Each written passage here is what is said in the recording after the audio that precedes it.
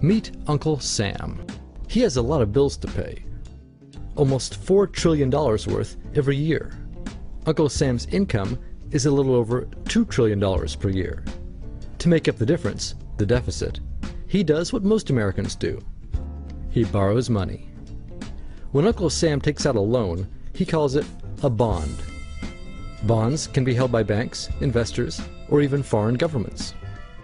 Uncle Sam has to promise to pay interest on these bonds, just as you do on any loan you take out. Ever think about paying your mortgage with your credit card? That's exactly what Uncle Sam does. He takes out new loans, new bonds, so that he can make payments on the old ones. All those loans, and especially all that interest, adds up. Right now, Uncle Sam owes about $14 trillion. To put that in perspective, 14 trillion is about the same as the national GDP, the total value of all the goods and services produced by the American economy in an entire year.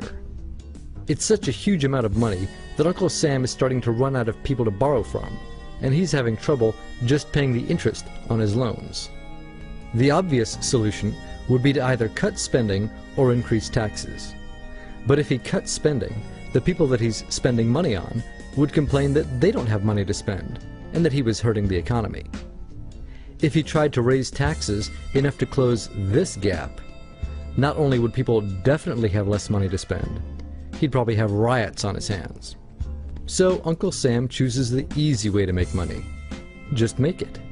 He calls up the Federal Reserve, which is our central bank, and, like magic, dollars are created and deposited in banks all around America.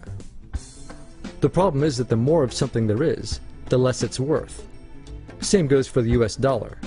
The more dollars there are, the less each one will buy.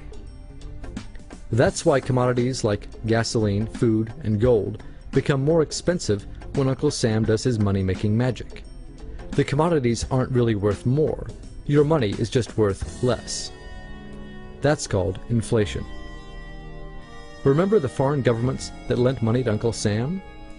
When they lent money to the American government, something interesting happened.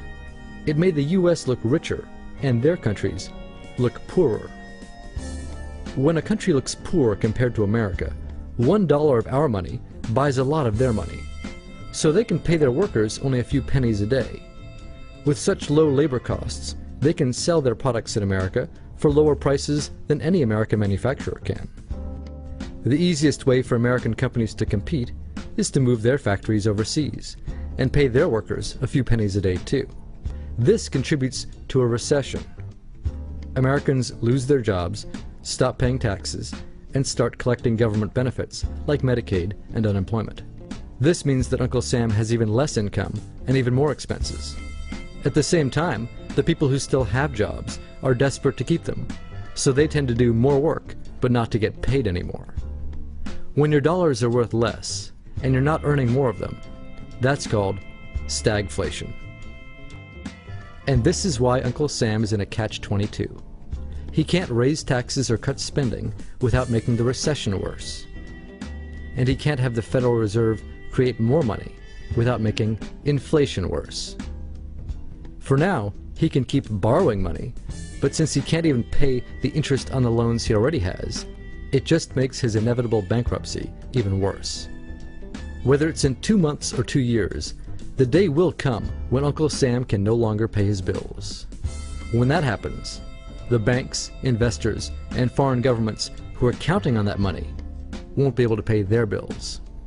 You see, just like Uncle Sam, governments, banks, and corporations don't actually have much money. Mostly, all they have is debt to each other. If one link in the debt chain stops paying, defaults, the whole thing falls apart. If investors can't pay their bills, corporations won't be able to pay their employees. If banks can't pay their bills, you won't be able to take out a loan, use a credit card, or even withdraw your savings. If foreign governments can't pay their bills, their own banks and corporations will have the same problems. That's called a global economic collapse. It's never happened before, so nobody really knows how bad it will be, how long it will last, or even how we'll eventually get out of it.